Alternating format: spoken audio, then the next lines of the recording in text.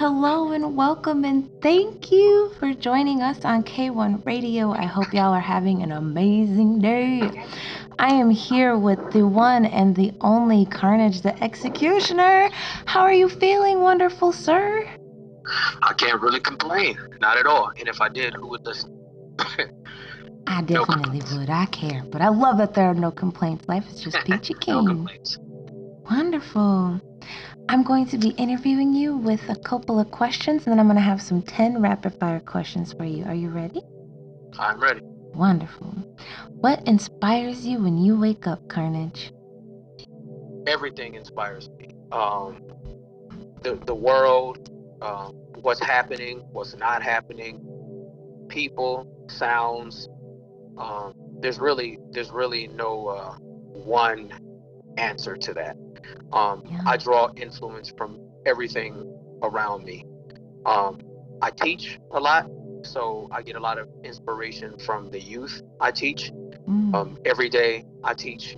Every time I teach youth, I feel like I learn something else.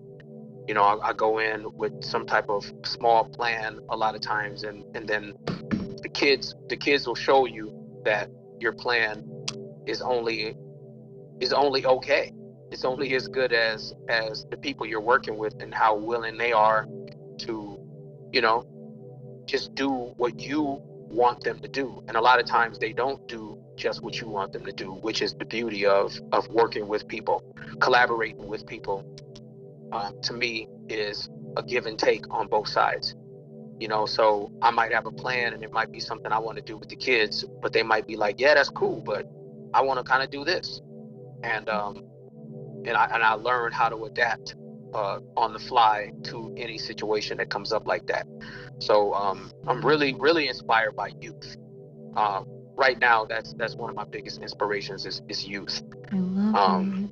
Yeah, so that's the answer. So everything, but mainly the youth right now, because you know they're definitely showing me that the blueprint I have for doing a lot of stuff is not always welcome, and that's not a bad thing. You know, it's nice to adapt. Wow. What does your art mean to you?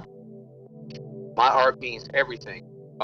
It is the reason I'm still alive, and it's the reason I keep doing it. You know, when things were rough in my life, you know, growing up, you know, not knowing where my next meal was going to come from, not knowing where I was going to live, I always had music playing in my head. Music has always been the soundtrack for my life, even when my life wasn't going so well. So music in that respect means everything to me. It's the reason I'm here, and it's the reason I keep going. So yeah. What would you think the soundtrack for society would be right now? If there was a track playing in the background, what do you think that song would be in this moment? That's you know, that's a good question. There's a few different ones. One would be Public Enemy's Fight the Power. Ooh. That would be one. Also Public Enemy's Rebel Without a Pause. You know, if you're fighting the power and you're a rebel. Then you can't stop the fight. Yes. You know, so you have to keep fighting at all times. So the pause is not welcome in what's going on right now. So, you know, continuing to find a way to use your voice to, you know, uplift the people who need to be uplifted most. Yeah. You know, that's those songs kind of speak to what's happening in the world right now. So I would say those two are the soundtracks. Yeah. Excellent. How long have you been making music, Carnage? In my mind, I started making music when I was about 7 years old. When I started wanting to be a drummer, that's what I first wanted to do. I used to set pillows on my couch and get wooden spoons and turn on MTV and play the drums to every song that came on MTV. So when I was about 7 or 8 years old, I imagined myself as a drummer. So in my head, I was doing that 7 or 8. I also wanted to be a turntablist, a DJ, and that was happening around the same time. So I would, make up stories in my head about what I would do if I got a chance to be on turntables for the first time. So in my head, I was making it at 7 or 8, and I didn't really make physical music until I was about 10 years old when I started beatboxing. So that's when I was able to actually do it. Who inspired you to beatbox? Fat Boys, Buff Love, the Human Beatbox from Fat Boys. I think that was one of the songs on my list that I sent you. Well, on my list of links of songs. Mm-hmm. When I heard the Fat Boys, I was totally enamored, and I was like, that's what I'm gonna do. So I started teaching myself how to beatbox. And I wasn't saying in my head, I'm a beatboxer or I'm gonna be a beatboxer. I just did it and practiced and practiced and practiced and practiced. And I don't even know if I ever got good at it. I just kept doing it, and then I started rapping, and then everything just kind of, molded together into one form of self-expression, which became my life in hip hop. So yeah, that's what it was. Beautiful. What intrigues you about the hip hop industry? Why didn't you go to R&B or jazz or blues? I like all of that music, but hip hop was more my soundtrack. It was I felt like it mirrored the sound of hip hop mirrored the life I was going through at that time, and I didn't all the way realize it. I didn't realize it until I was a bit older that was the music that was speaking to me. The attitudes that the hip hop artists had that I was watching and that I was learning from, that was basically forming my personality. So that's why I ended up gravitating towards hip hop. The rugged, raw, unapologetic sound of Run DMC became kind of my soundtrack, and it became my voice that I heard in my head that I wanted to hear myself sound like when I talked. Cool. And when I spoke, I wanted to sound like Run DMC. So it wasn't until I was about 13 where I was able to figure out how to make myself sound like Run DMC, which was by writing my own raps. So yeah, that's kind of my answer to that. And the industry itself, what intrigues me is how it keeps evolving. It's never the same. It's not the same as it was, a year ago. It's not the same as it was 6 months ago. Right. There's always something new popping up and something new happening and some new thing you have to, learn to adapt to. So it's a nice challenge. It keeps you on your toes. So yeah, that's the most intriguing thing about the industry to me, is that it just never stops changing. It's an ever evolving, revolving door of events that you have to, learn how to adapt to, or you get swallowed up in it and, become jaded and when things don't happen your way. And I don't want that to happen to me anymore. So I'm going to keep evolving with it. Do you think there's a perfect equation for making a song? I don't. I don't think there's a perfect equation. There is no perfect equation for me. Maybe there is for somebody else, but I don't have one particular way or method that I create songs. So no, there is no perfect way. I guess the perfect way is to not have or not be confined to one way of producing. That would be my perfect way, is to not pigeonhole myself into one way of doing it. So yeah, I think that's an answer. Excellent. Yes, that it's works. excellent. Does your spirituality influence your music? I would say I'm spiritual in a way that is not religious. I'm not religious, but if I had to pick a religion, it would be hip hop. The hip hop way of life would be my religion. It's the way I think, it's the way I feel, it's the way I sound, it's the way I talk, it's the way I express myself, it's the way I walk. Everything about hip hop, the way I eat on a beat. Everything is everything I do is influenced by hip hop culture. So I would say hip hop, as the spirituality is, it feeds itself for me. It is the thing that produces itself. And I believe in a higher power. I believe in a higher being. You know, I'm not one that's gonna say, you know, there's like this ever-present God in heaven and stuff like that, or that I believe in hell and all that stuff. So it's not that kind of spirituality, but I believe there is a higher consciousness out there, which is, you know, how else could any of this that we are living in now, this planet, the people, the way we're able to survive on this, you know, oddball of a planet. There had to be something higher that created it. So I believe in that. I just don't know quite what it is, so I can't really, you know, base my life on that, because it's not tangible to me, you know. So I just go by what I see and what influences me as my spirituality, and that's hip hop and people. You know, those are the things that influence me. Spiritually. Right. Oh, my favorite question. One of my favorite questions. When you are alone in your mind and there's nothing but a blank canvas, what is the first thing you put on the page?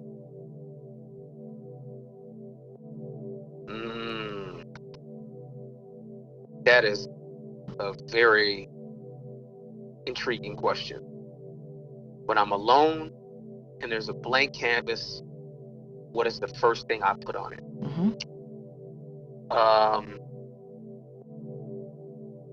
Okay, can the canvas be, is canvas a metaphor?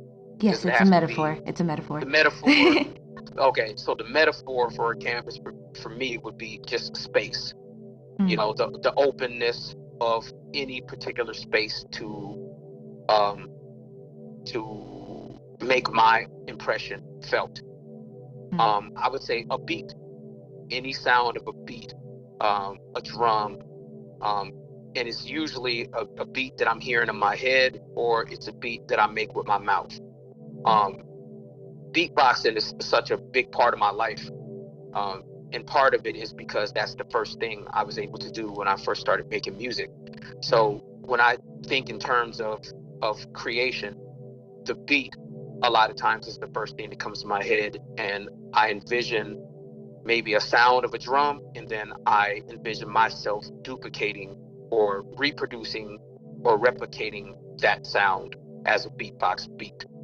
So if the canvas is blank and the room is empty and I'm the only one in it, and there has to be something put on it, I put a beat on it. And whatever that beat is, who knows? It just depends on how I feel at the moment. I love it. Do you beatbox when you enter or exit a room? I have a friend that does that, and it tickles me to my toes. Absolutely. I probably do. I beatbox all the damn time. Yes. So like when I'm not aware of it, I'm sure I'm making. You know, there's this weird thing I do actually that my daughter pointed out to me once before, that if I'm not talking, if I'm just sitting, you know, like maybe watching TV or, you know, just kind of chilling, I'm making beats with my teeth, with my jaw. I'm like, cool. I'm like literally going. I'm like clacking my teeth together, making a beat. It's just, yeah, it's really crazy. Jaw music. It's everything in my life, you know, is musical. So yeah, I'm beatboxing all the time. So yes, when I enter a room, when I leave a room, when I'm sitting in a room, when I'm, there's no particular time where I'm probably not making a beat. So yes, I beatbox all the time, entering and leaving. I love it. Staying. Ooh, Carnage, when the pandemic first hit, did you reflect into your music, or did you start creating new music? I did both. I figured the pandemic was a good time to learn how to do different things or invest in different parts of the music that I had not yet, you know, dedicated myself to doing. So I started building my own studio. So I have enough equipment now that I can pretty much sustain and record myself. I started putting together. Wonderful. Yeah, I started putting together a room where I could practice, where I could make beats, where I could create stuff for collaborations where I could live stream. All of that stuff just kind of came. So I reflected and then I created. And it was all a give and take. I didn't do one over the other. I think each of them required each other in order for them to be successful and happen correctly.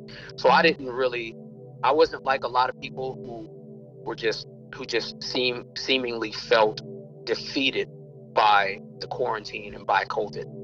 I used it as an opportunity to grow in a different direction and do different things that I hadn't dedicated as much time to do before the pandemic. You're finding your artist tools in your toolkit. There you go. Ain't nothing wrong with it. Yep. What's the longest you've waited to drop a project after it was completed, and why? Usually I don't take very long to drop it after I complete it. The biggest process for me is completing it. You know, getting the project done takes the most time. As soon as it's done, I drop it. I don't sit on projects too much. You know, I feel like once it's done, it's ready to go. And a lot of times, even when it's done, it's not done. Like I had a couple of projects I did that I felt like were good when I released them, but then later I reflected on them and realized some things needed to be changed. So I went back and did revisions to those projects. That was my next question. How do you go about editing your work?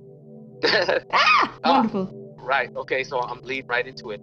I go I would say a song to me is not finished until it's finished, and then it's not even finished. You know, to me, it's like if I'm writing, if I'm gonna record a verse that I wrote, for example, I'm changing that verse all the way up until I'm on the microphone. Sometimes I'm saying stuff in the booth and I'm like, that's not working right. Give me a second. Let me fix this.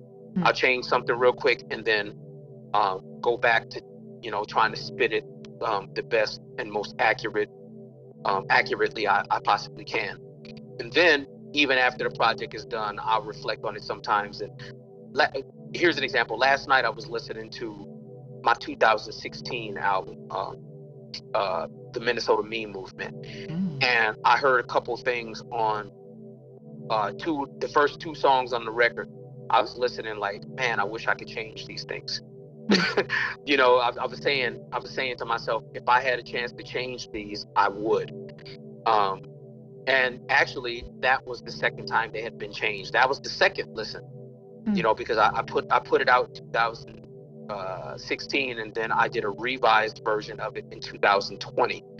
And I'm listening to it now in almost 2022, still hearing things that I would like to change. And I had to just say to myself, you know what? This record is done. It's been out. I'm not changing it. I had to actually say that out loud while I was listening to it.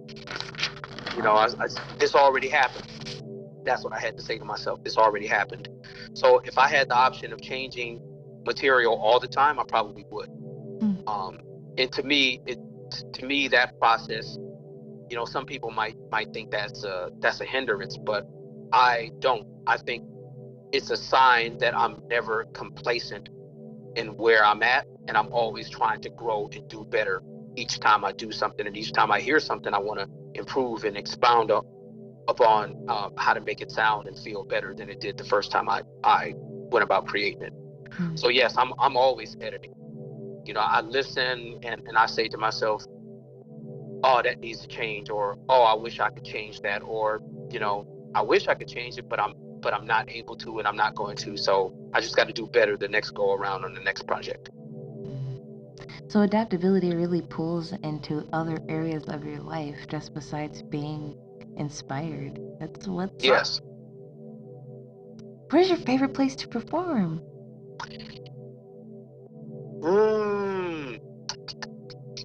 Let me see. I don't know that I have a favorite place. I have a few places that I've performed a few times that I really liked. In Minnesota, I used to really like performing at 7th Street Entry. That was a fun room to do stuff in. I liked performing there a lot. I haven't performed there in quite some time, but that was one of my more favorite places to perform in Minnesota, at least. Cool. I've done a lot of shows on the West Coast that I really had fun doing. Like, I had some really fun times in California. I had some fun times in Colorado. I had some really fun shows in Colorado. Really? Yeah, I've had some, some good times. I would say I'm less about pinpointing one place I like performing the most. And I'm more about saying there's a bunch of places I've performed in, especially in different cities, that I really enjoy performing in. So yeah, I'm more of a lot of favorite cities to play in and have good shows in those areas rather than one particular place. So yeah, that's a hard one for me to answer. That's So all I guess that was my answer. What's your most memorable performance? One that you just look back on, you're just like, man, that'll never happen again. Man, I've had a few of those. Let me think. I think I had some really cool moments. Let me see, where did I perform? I think it was in El Paso. In El Paso, that's Texas. Yep, El Paso, Texas, back in 2012 when I was on the Atmosphere tour. Yes, I remember. Yeah, I did a show with them in El Paso, and it was probably one of the craziest shows I've ever. It was probably the craziest show I ever did. I was performing, and the people were they were catching every word. They were just eating out of my hand. It was it was so much fun. And I just remember a couple times not even being able to finish my performance because the response and appreciation was so high. The response was so loud, so high, so intense that it was just like, I gotta wait until y'all stop clapping in order to finish. It was that's a really good feeling. Yeah, that's one I remember. That's incredible. That was a crazy one. When you sit behind a new instrumental, do bars or hooks come to you first? It's a good question. Let me think. It varies. I can't say it's one particular thing. Sometimes I hear a beat, and you know what? It depends on what I'm sitting down with the beat to do. Sometimes I have an idea for a song, and then I have to find the beat to match it. And when I have an idea for a song and I find a beat to match it, the hook usually comes first. Because that's what tells me what the song is about. If I'm looking for a particular beat, it's because I'm looking for that beat to put down the idea, and the idea usually is best summarized by the chorus. If I stumble onto a beat that I wasn't necessarily planning on using or rhyming to before I heard it, because I hadn't heard it before, then bars, like verses, come first.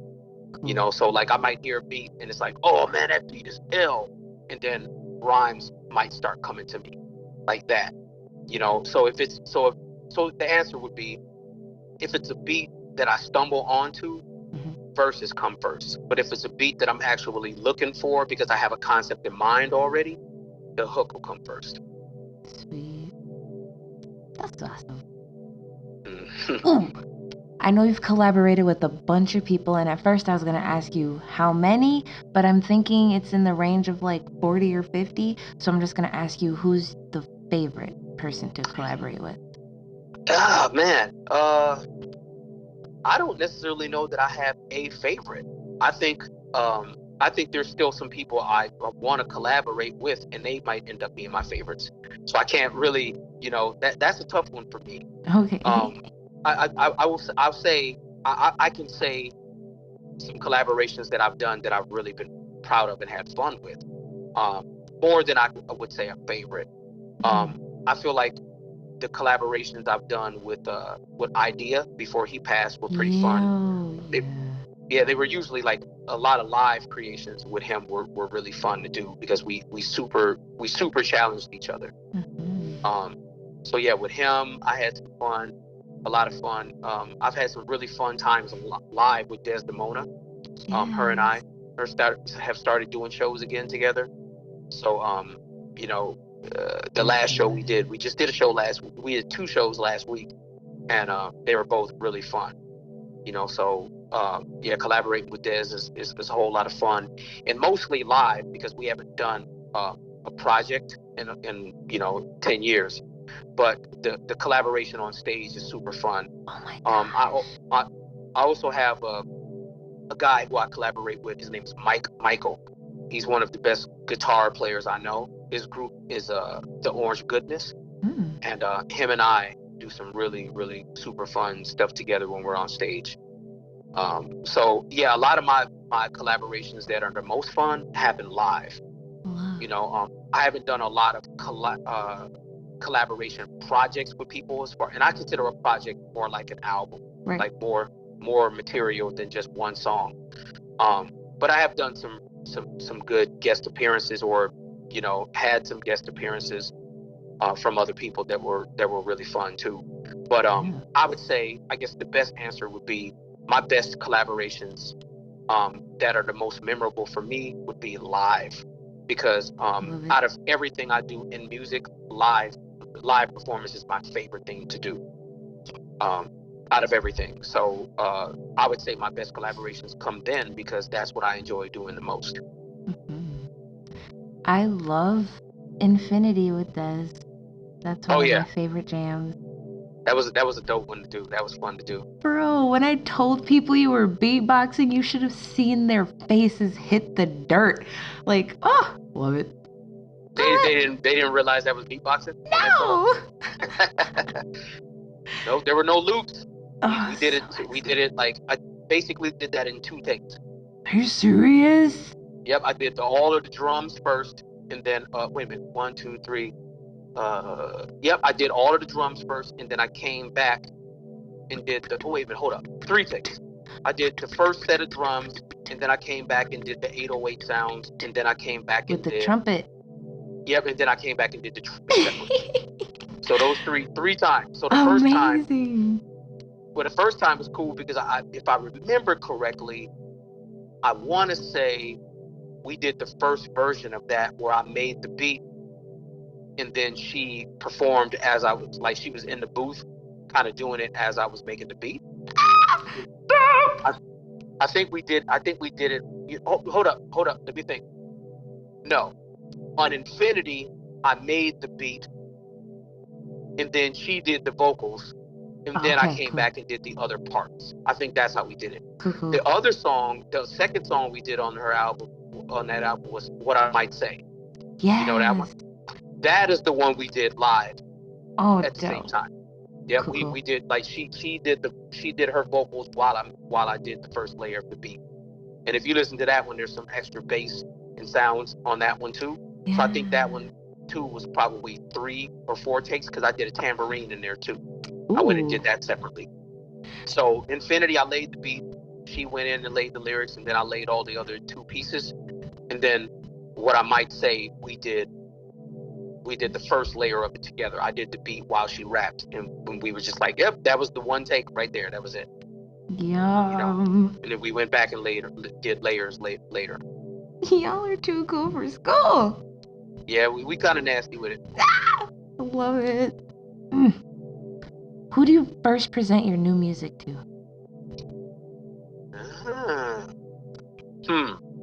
I have a couple of friends that I run ideas by. My boy Concentrate is a guy who I've been rapping with for years. A lot of my first stuff, I'll run it by him. Mm-hmm. And like, if I write what I think is a cool verse, I'll hit him up and be like, what do you think about this? Or I'll be making a beat, or him and I will hook up to make beats together in the studio. Mm-hmm. And we'll run ideas by each other there. I'll be like, okay, I have this idea to make this beat right here, and I'll start making it, and then him and I will, kind of collaborate back and forth on what sounds should kind of go on the beat. So Concentrate is one of my main guys, Yeah. who I present music to. That's my dude right there. I love. So he's heard stuff that no one in their life has ever heard before. Oh yeah, easily. He's heard stuff that nobody's ever gonna hear. So he's the golden ear man. I love it. He pretty much is. He pretty much is right now. I would say he hears stuff a lot of times before, some other people do. Excellent. He's so blessed. You need to hug him for me. That's my boy. Oh, Carnage, if you had to explain how to write a verse to someone who's never written before, what would you say? I would say come up with what you want to talk about first, whatever your topic is. So I come with, like, a lot of times the song title comes to me first. Most of the time the song title comes to me first. So if I come with a song title, then I start doing bullet points of ideas that I have that make that title expand into a song. So it's like the title, and then I'll take a whole bunch of what I call notes, sentences. Like my page might be filled with 25 or 30 different sentences that are not in rhymes after the title. Oh, wow. Then I start going through each one of the sentences and formulating rhyme ideas around whatever those sentences are. And that's my process most of the time. You're so complex. Okay. I love it. Break it down like a saltine. I'm all for it. That's super cool. So you paint the idea first. Yep. I love it. Okay. This part of my interview are 10 rapid fire questions, or you can seduce an inanimate object. Oh, okay. Which one would you like to do? I'll take the rapid questions. I don't know about the other thing. Wonderful. What's your favorite thing to eat?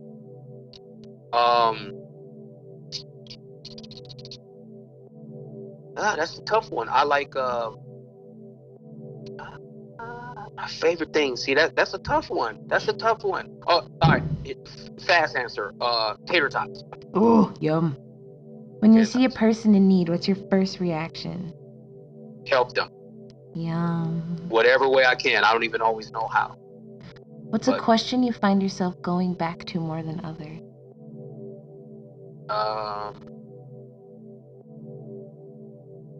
Why do I internalize things so deeply? But my reactions to people. Yeah. I think I take things personally too much, so I question that a lot. It's okay to be sensitive. I'm sensitive too. Sometimes I'm a little too sensitive, but it's all good. Sunrise or sunset? Sunrise. What is your favorite thing about you? My ability to connect with people, whether it's collaboration or just building relationships. What brings you joy? Everything. Any and everything. There's really no one thing. I know that's a cop out, but no, there is no one thing. What are you excited about? I'm excited about the prospect of new releases that I have. I'm in the process of putting together a whole bunch of different projects, and I'm really excited about how I'm going to be able to put those together, because I'm taking some odd approaches that I've never taken before. So I'm excited to see what results those are going to yield. Yeah. When was the last time you danced? Last night. Yes. Last night I was doing working on a practice with a friend of mine for a show that we're going to be doing, because our live stream we tried to do didn't work out. He had some issues with connectability, so we just started working on a set that we could do together, and I was grooving pretty hard while we were making our set. So yeah, that was fun. Awesome. How do you explain your line of work to strangers? the job that never stops. Mm. You're always doing my job, but if you're in the right state of mind, you're always having fun doing your job. So it's the job that never stops, and it's the job that never stops being fun. Mm. If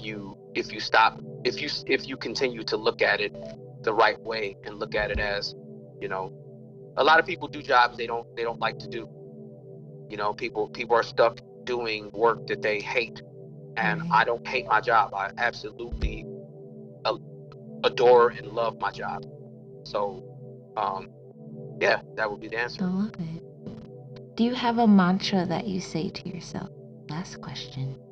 I would say I have two.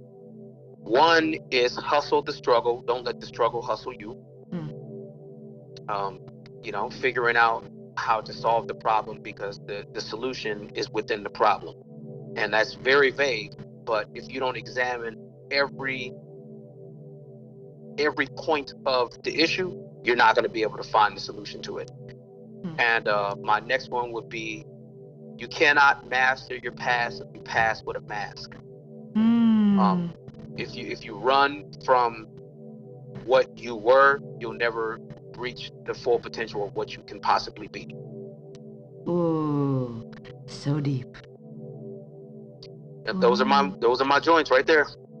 You're such an incredible and impeccable and amazing individual. Well, so are you. Thank you very much. Thank you. I've always got a great vibe from you, so I appreciate that. Thank you. I will never ever forget you coming to St. Paul College and throwing down with Des. That was just epicness in a bottle. I wish I could have it like hot sauce. Well, be on the lookout, because her and I are working on a new project. I think we're gonna drop a new album. Yes, now would be the perfect time to plug yourself. Where can we find you and your music? You can find me on Spotify, Carnage the Executioner. Preferably, though, you can go to my Bandcamp, because that's where most of the money, pretty much all of the money, goes to me. I didn't know that. Yep, Bandcamp is where my store is. You can go and get some dope merchandise from there. Merch. I'm on Instagram, Carnage the Executioner on Instagram. I'm Carnage the Executioner on Facebook. Wonderful. And Twitter, I'm Carnage XXXL. Those are the main places. Yum. Thank you so much for joining us on K1 Radio. Thank you so much for listening to K1 Radio. We love you. We appreciate you. Thank you. I appreciate you back, and thanks for having me. It was a blast. You asked some good ass questions. You asked some ones that made me go, ooh, I don't know if I quite have an answer for that. So it's fun. Thank you. I appreciate that. Thank you.